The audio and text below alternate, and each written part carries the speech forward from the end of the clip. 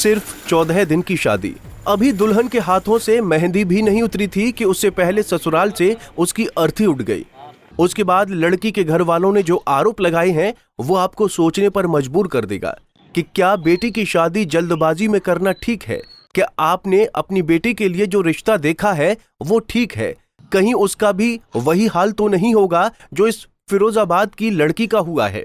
दरअसल उत्तर प्रदेश के जनपद फिरोजाबाद से एक मामला सामने आया है जिसने सबको झकझोर कर रख दिया है, जहां एक 14 दिन पहले हुई शादी के बाद दहेज में कार न मिलने पर दुल्हन का उत्पीड़न किया गया।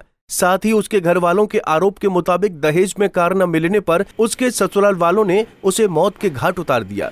दुल्हन के पिता की माने तो रविवार की रात को दूल्हे अतुल का दुल्हन की मां को फोन आया और दूल्हे ने कहा कि अपनी लड़की को समझा लो, नहीं तो कुछ बड़ा कांड हो जाएगा। उसके बाद फोन बंद हो गया और अगली सुबह खबर आई कि उसकी बेटी की मौत हो गई।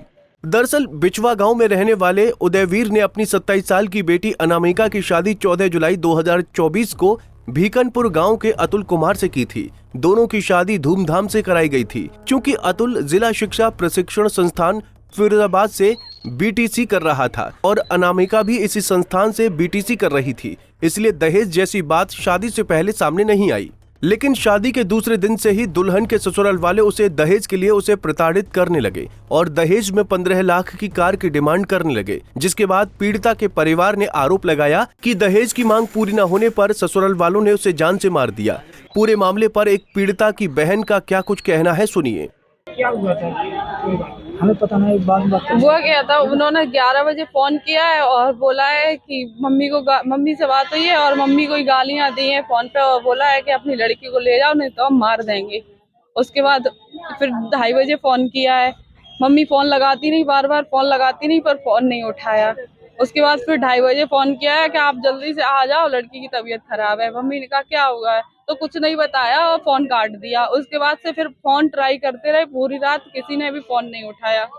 सुबह रामगढ़ थाने से हमारे पास कॉल आया है कि आपकी लड़की का सब पड़ा हुआ है यहाँ पे और आप आ जाइए।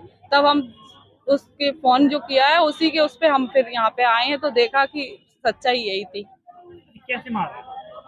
उन्होंने गला घोट के मारा है, पूरी कनपटी नीली पड़ी है उसकी और बहुत माराई लगाई है उसकी, पूरी बॉडी नीली पड़ी है उसकी। वहीं मामले को लेकर एसपी सिटी सर्वेश कुमार मिश्र ने बताया कि इस पूरी घटना में परिजनों की तहरीर पर 6 लोगों के खिलाफ मुकदमा दर्ज किया गया है और साथ ही मामले में आगे की जांच की जा रही है। रामगढ़ क्षेत्र में कल रात्रि में एक महिला की संदेहास्पद परिस्थितियों में मृत्यु हो गई।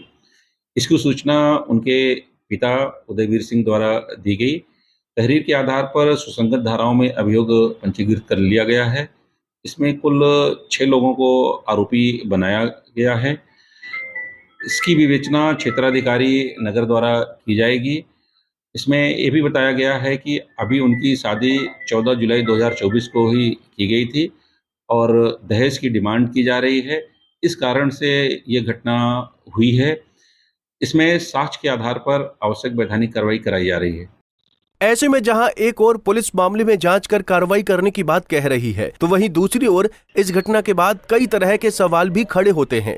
पहला ये कि एक ऐसी लड़की जिसके हाथों की अभी मेहंदी भी नहीं छूटी, उसके ऊपर इतना अत्याचार कैसे किया जा सकता है?